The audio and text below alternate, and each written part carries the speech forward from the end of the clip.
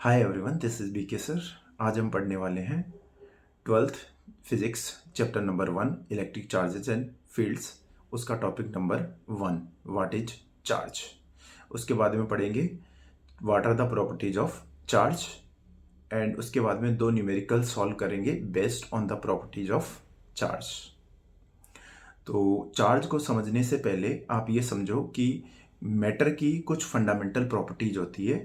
For example mass, density, volume and state of matter. तो similar to these fundamental properties matter की एक और fundamental property होती है, वो है चार्ज। तो अगर आपको चार्ज को डिफाइन करना हो तो उसको कैसे डिफाइन करोगे? चार्ज को आप डिफाइन कर सकते हो, व्हाट इज चार्ज को डिफाइन कर सकते हो आप, it is a fundamental property of matter which is responsible for electric force between the bodies। इसमें सबसे पहले ये देखो कि इलेक्ट्रिक फोर्स क्या है। इलेक्ट्रिक फोर्स बेटा दो चार्जेस के बीच में लगने वाला फोर्स है। अगर दो ऑब्जेक्ट के बीच में इलेक्ट्रिक फोर्स लग रहा है तो डेफिनेटली क्या होंगे, उन दोनों ऑब्जेक्ट्स के ऊपर कुछ ना कुछ चार्जेस होंगे, राइट। उसके बाद में अपन पढ़ते हैं कि what are the properties of charge. तो यहां पर अपन कुछ चार्ज की कुछ प्रॉपर्टीज पढ़ेंगे। आपको वो प्रॉपर्टीज याद होनी चाहिए और कुछ प्रॉपर्टीज ऐसी हैं जिनके ऊपर न्यूमेरिकल्स भी बन सकते हैं। तो अगर आपको पहली प्रॉपर्टी लिखनी हो चार्ज की तो वो प्रॉपर्टी क्या हो सकती है? There are two kind of charges, positive and negative. सबको पता ही है कि there are two types of charges, एक पॉजिटिव एक नेगेटिव। नेक्स्ट प्रॉपर्टी क्या है बेटा? नेक्स्ट प्रॉपर्टी है like charges repel each other and unlike charges और opposite charges attract each other. ये सबको ऑलरेडी पता है कि अगर पॉजिटिव नेगेटिव चार्ज है तो वो एक दूसरे को क्या करेंगे, अट्रैक्ट करेंगे, और पॉजिटिव पॉजिटिव चार्ज है तो वो एक दूसरे को क्या करेंगे, रिपेल करेंगे। मतलब like charges repel each other and unlike charges attract each other. ठीक है। तो इसके बाद में थर्ड प्रॉपर्टी देखो, charge is a scalar quantity. Charge is a scalar quantity, we can add charges like numbers. Charge बेटा एक स्केलर क्वांटिटी है तो इसका कोई डायरेक्शन नहीं होता। तो अगर आपके पास दो चार्जेज है तो उन दोनों नेट चार्ज फाइंड करने के लिए उन दोनों चार्जेस को आप डायरेक्टली नंबर्स की तरह क्या कर दो, ऐड कर दो। ठीक है। तो वहां से आपको नेट चार्ज मिल जाएगा। ठीक है। तो अगर कोई भी क्वांटिटी अपने को बताए कि स्केलर क्वांटिटी होती है तो उनको आप डायरेक्टली नंबर्स की तरह ऐड कर सकते हो, राइट। ठीक है। नेक्स्ट प्रॉपर्टी अगर आप चार्ज की देखोगे तो वो है electric charge is conserved, it can neither be created nor destroyed. देखो जैसे एनर्जी का कंजर्वेशन होता है ना, वैसे ही इलेक्ट्रिक चार्ज भी क्या होता है, कंजर्व रहता है। इसको ना तो आप क्रिएट कर सकते हो ना ही डिस्ट्रॉय कर सकते हो। ठीक है। तो पूरी यूनिवर्स का जो नेट चार्ज है वो क्या रहेगा, हमेशा कंजर्व रहेगा। ठीक है। कोई भी, या फिर ऐसे बोल सकते हो कि कोई भी आइसोलेटेड ऑब्जेक्ट है उसके ऊपर नेट चार्ज हमेशा क्या रहेगा, सेम रहेगा। कंजर्व रहने का मतलब क्या होता है, सेम रहना, कांस्टेंट रहना। ठीक है। ओके। नेक्स्ट प्रॉपर्टी अगर आपको देखनी हो, नेक्स्ट प्रॉपर्टी है charge does not depend on speed of object. Charge बेटा किसी ऑब्जेक्ट के ऊपर मान लो कि कोई कुछ चार्ज है, फॉर एग्जांपल 1 कूलम चार्ज है किसी ऑब्जेक्ट के ऊपर। ऑब्जेक्ट अगर रेस्ट पे है तो भी उसके ऊपर 1 कूलम चार्ज ही रहेगा, और ऑब्जेक्ट अगर मूव करने लग जाए, मान लो 10 मीटर पर सेकंड की स्पीड से ऑब्जेक्ट मूव करने लग जाएगी, तो भी उसके ऊपर चार्ज कितना रहेगा, 1 कूलम ही रहेगा। चार्ज जो है ऑब्जेक्ट की स्पीड पे डिपेंड नहीं करता है, बट मास डिपेंड करता है। मास भी एक फंडामेंटल प्रॉपर्टी है मैटर का, और चार्ज भी एक फंडामेंटल प्रॉपर्टी है। मास ऑब्जेक्ट की स्पीड के ऊपर डिपेंड करता है, बट चार्ज ऑब्जेक्ट की स्पीड के ऊपर डिपेंड नहीं करता है। मास ऑब्जेक्ट की स्पीड पे किस रिलेशन से डिपेंड करता है? देखो, मास ऑब्जेक्ट की स्पीड पे इस रिलेशन से डिपेंड करता है। ये वाला जो रिलेशन है, इसके अकॉर्डिंग ऑब्जेक्ट का मास जो है वेलोसिटी के साथ चेंज होता है या स्पीड के साथ चेंज होता है। ये m equal to m naught divide by root of 1 minus v by c का होल स्क्वायर। यहां v क्या है? v is speed of object, speed of object,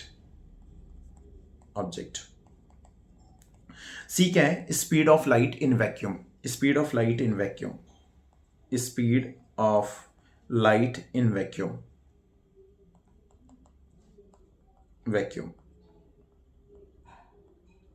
और एम नॉट क्या है? M naught is rest mass of object, rest mass of object, rest mass of object. और m naught क्या है? ऑब्जेक्ट का रेस्ट मास है। ठीक है, रेस्ट मास का मतलब क्या हुआ? ऑब्जेक्ट जब रेस्ट पे होती है तब उसका जो मास है वो रेस्ट मास है एम नॉट। ठीक है, तो यहां से आप क्लियरली देख सकते हो कि v ऑब्जेक्ट का स्पीड जैसे जैसे चेंज होगा वैसे वैसे मास भी क्या होगा? चेंज होगा। ठीक है, लेकिन चार्ज जो है ऑब्जेक्ट की स्पीड के ऊपर डिपेंड नहीं करता है। नेक्स्ट, अगर आपको नेक्स्ट प्रॉपर्टी लिखनी है चार्ज की तो आप लिख सकते हो कि charge is always quantised. Quantisation का मतलब क्या है? देखो इधर ध्यान दो। Charge is always quantized.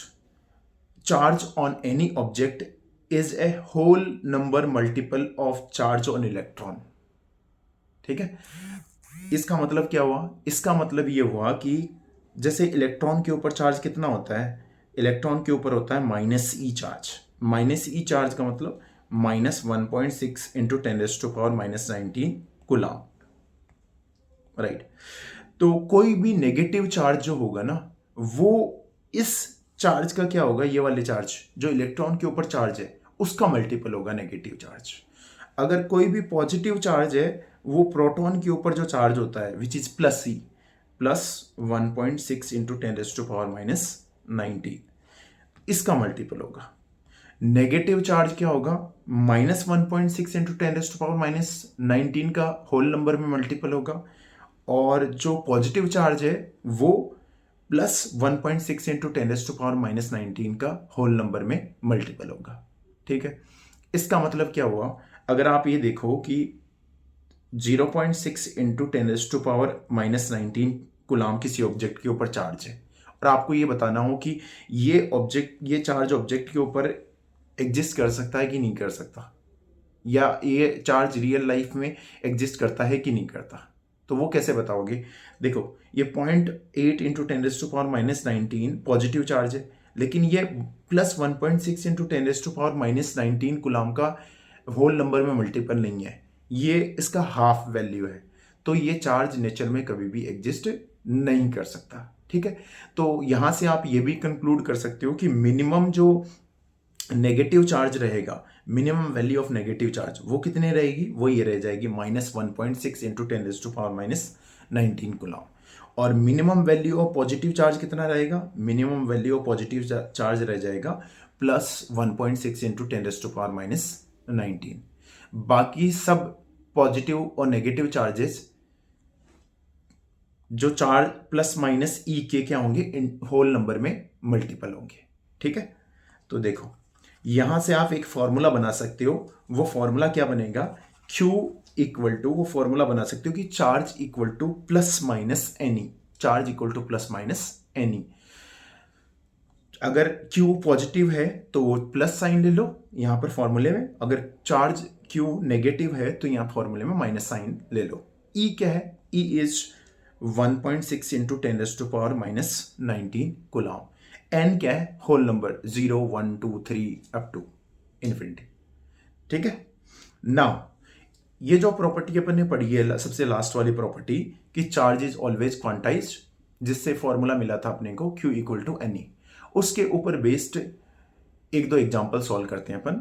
तो पहला वाला एग्जांपल है बेटा, देखो पहला वाला एग्जांपल है an object was initially neutral. Neutral होने का मतलब क्या होता है? What do you mean by neutral object? Neutral object का मतलब होता है ऐसा ऑब्जेक्ट जिसके ऊपर कोई चार्ज नहीं है, जीरो चार्ज है, right. Now it has plus 96 coulomb charge.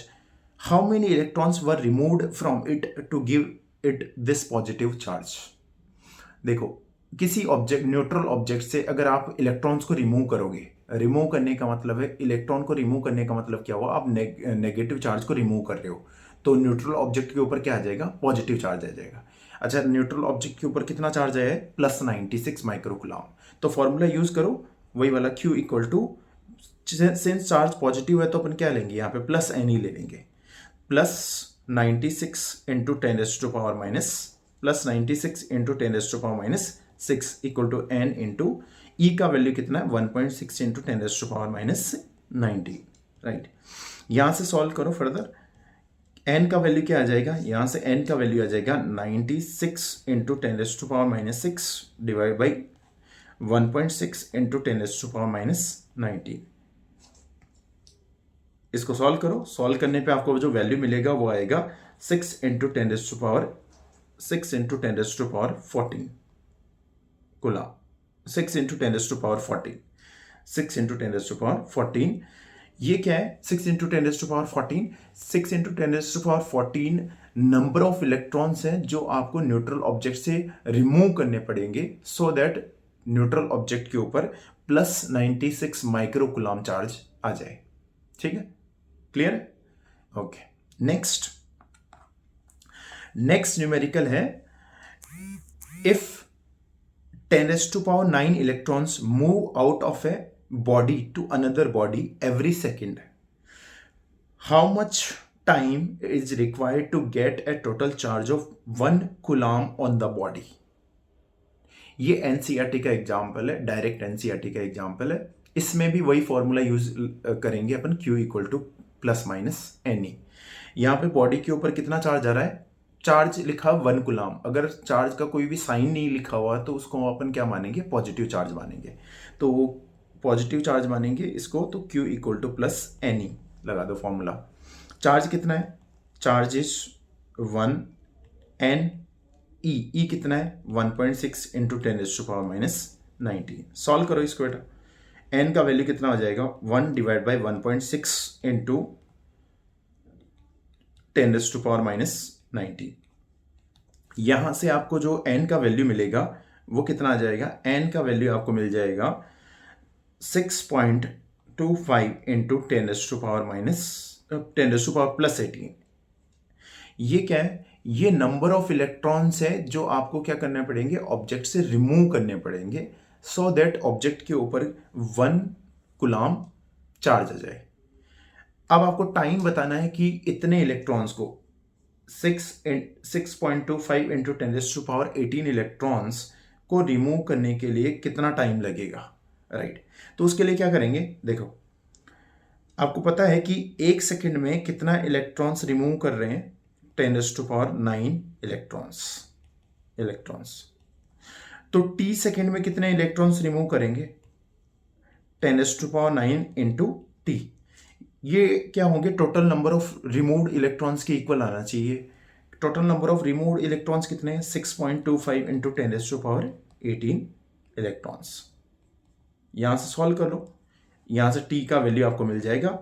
t का वैल्यू क्या है, t is equal to 6.25 into 10⁻9 seconds. ठीक है, तो आपको ऑब्जेक्ट के ऊपर 1 कूलम चार्ज लाने के लिए कितना टाइम लगेगा, 6.25 इंटू 10⁻9 सेकेंड्स लगेंगे। ठीक है, तो ये चार्ज की प्रॉपर्टी के ऊपर बेस्ड 2 एग्जांपल्स होंगे। प्रॉपर्टीज आपको याद रखनी है, और चार्ज की प्रॉपर्टीज के ऊपर जो एग्जांपल्स हैं उनको कैसे सॉल्व करोगे ये मेथड भी आपको पता होना चाहिए। मोस्ट ऑफ द केसेस में ई के फॉर्मूला लगेगा Q equal to plus minus n E.